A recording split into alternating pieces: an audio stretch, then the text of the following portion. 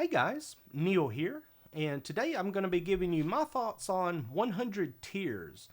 If you haven't seen this one yet, it came out back in 2007. It's an extreme splatter style slasher flick. It was directed by Marcus Koch and it stars Georgia Chris and Joe Davison. Our story here centers around a serial killer who is known as the Teardrop Killer because at all of his crime scenes he leaves a little teardrop that is written in blood somewhere on the wall or something like that. And he's, as we later find out, responsible for over 168 known killings over the last 20 years. So that was one of the first things that just kind of stuck out. I was like, 168? That really sounds like a really large number. So after the film was over, I actually did a little looking around and found, and I forget the guy's name, but the most prolific serial killer that we have ever caught here in the United States was responsible for just under 100 murders. And these were, I guess, confirmed kills as far as the record goes. But I also remember years ago, HBO did a documentary on another serial killer that was known as the Iceman. I think his name was like Richard Kuklinski or something like that. But not only was he a serial killer, he was also a mafia hitman. And in these interviews, he estimated that he had probably killed over 200 people in his career. So not all of those are confirmed. The best that I could find is that they do estimate that he killed 100 to 200 people. So putting that in perspective with the movie here, 168 doesn't really sound all that much, does it? Even though it's an absolutely atrocious number to think about. But anyway, like I said, this Teardrop Killer is responsible for 168 killings over 20 years. And the actual storyline here centers around two tabloid reporters, played by Georgia Chris and Joe Davison. And they have decided that they want to do something a little more serious than their normal tabloid reporting fare. So they decide that they're going to attempt to solve the teardrop murders. So that's what they're doing throughout most of the film, is trying to find out, who the killer is. Beat the cops at their own game, so to speak. A little investigative journalism. So that's what we get for most of the film.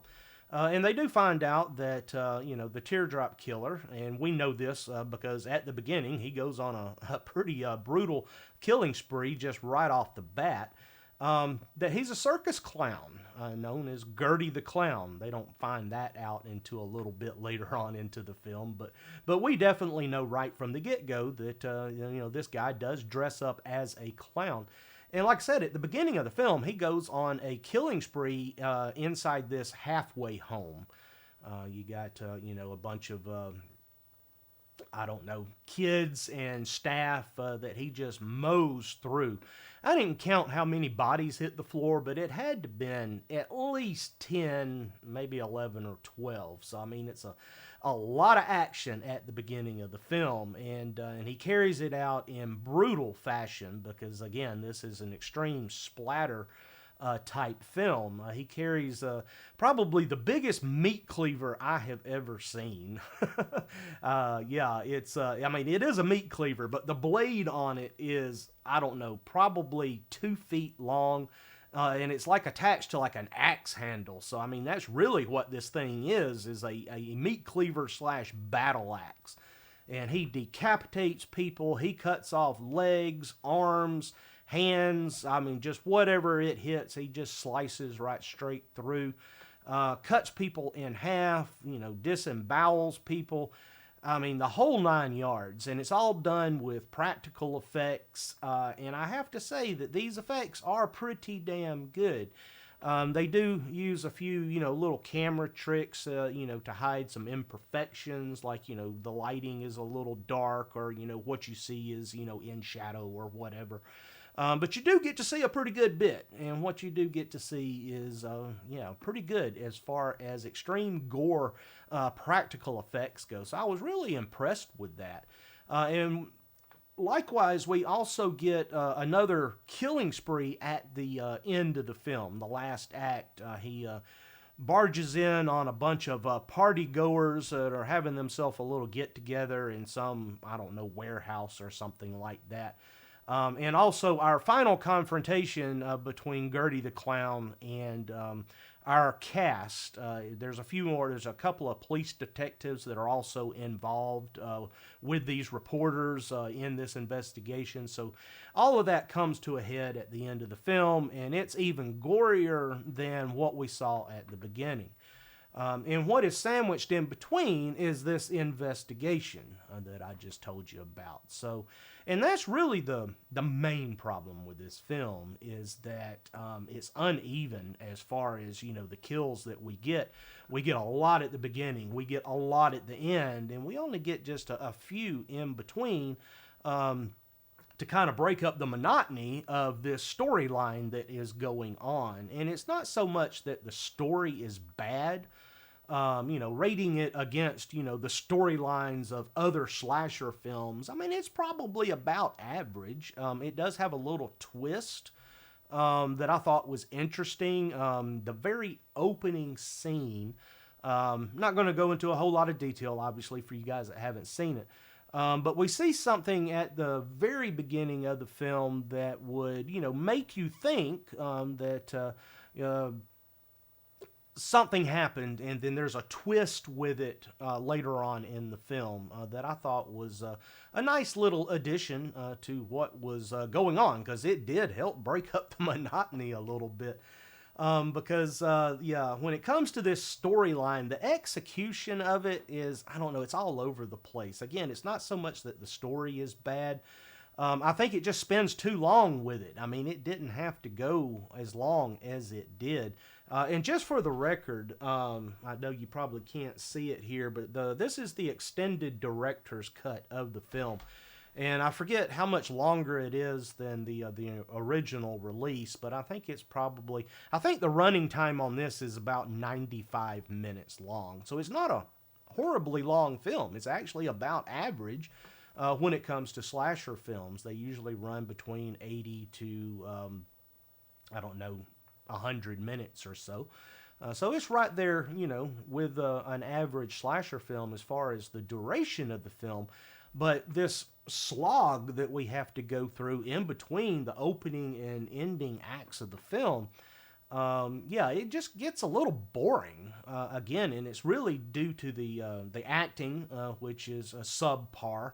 I mean, it's about what you would expect with a low budget, not just a low budget slasher, but a splatter film.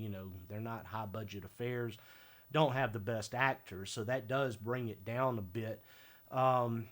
But it's just the execution of it. It's just not even. It just, just not gripping, I guess is what I'm trying to say. So that's probably the biggest flaw in the film.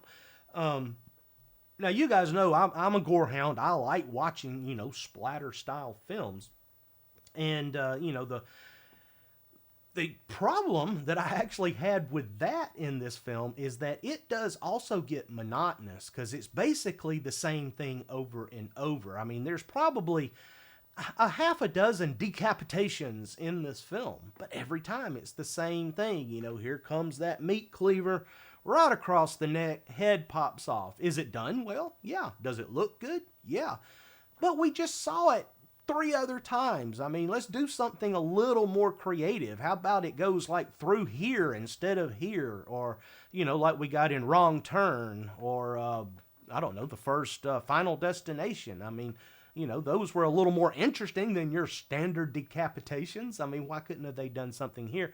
Or maybe something, like a diagonal slash like we got in Underworld. I mean, just something so it's not the exact same thing that we just saw, just a different head. I mean, that's really the only difference. And it's the same thing with the other dismemberments. Again, he chops off arms and legs and feet, cuts people in half. I mean, there's probably 2 or 3 people that get cut in half.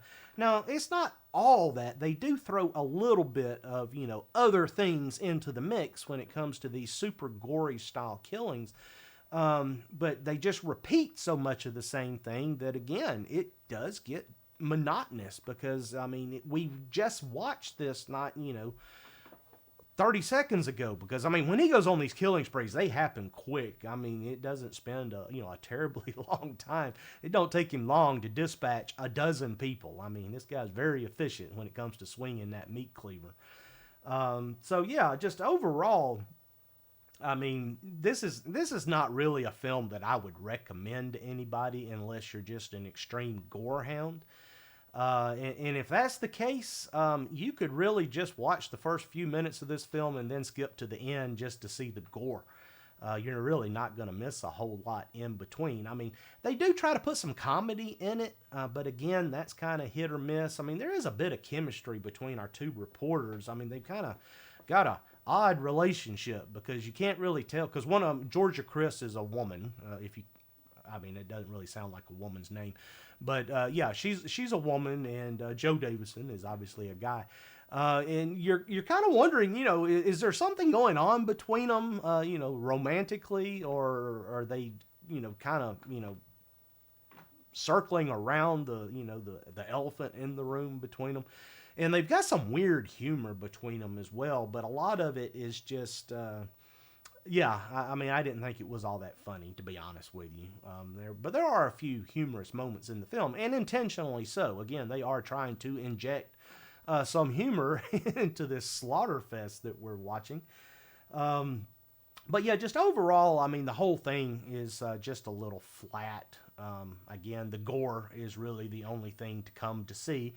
And that's only for people that like watching that. And like I said, you can just watch the beginning and the end and not really miss anything at all.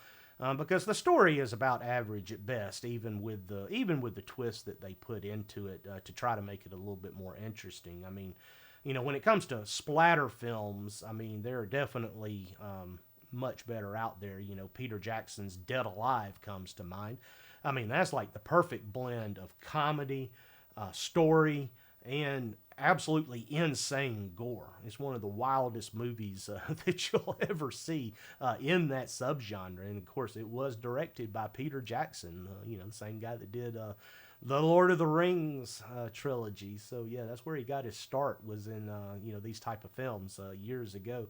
So if you haven't seen Dead Alive and you like these kind of films, that is definitely one to check out. I mean, I don't say there's any way that you could not enjoy that film if you like that kind of thing. But anyway, just another comparison. I mean, obviously this is a clown, Gurdy the Clown. I mean, you're probably thinking, well, Terrifier, Art the Clown. Terrifier is, if you like those films, then you may be interested in this film as well. But the Terrifier franchise is far superior to this film. I mean, the gore, it's about on par. But Art the Clown as a killer is a lot more interesting. He's got a ton more personality than Gurdy here. He's interesting to watch because, I mean, he's funny, he's crazy, and he's also extremely dangerous, and he's creative. And that's one of the things that I like about Art the Clown, is you never know what he's going to do to somebody, and you're probably going to be shocked and disgusted by it. Whereas here, this guy's just going to chop you up with a meat cleaver, and that's about all there is to it. So yeah, but if you are a fan of the Terrifier franchise, then you may want to give this one a shot if you come across it. I'm not really sure where you can watch it for free or anything, but if you do come across it, at least check out the beginning and the end for the gore, and that's basically all I could say. Is other than that, it's not really all that impressive of a film. So that's my thoughts on 100 Tears. If you've seen it, drop me a comment. Let me know what you think about it. I always like to hear what you guys have to say. And before you head out, if you would, smash that thumbs up for me, guys. That does really help the video out here on YouTube, and I appreciate you doing that for me. And if you haven't subscribed to the channel, while you're down there, click that subscribe button. I'd love to have you aboard. Turn on those notifications, and that way you'll never miss a video. So as always, guys, thanks for watching, and until next time, we'll see you.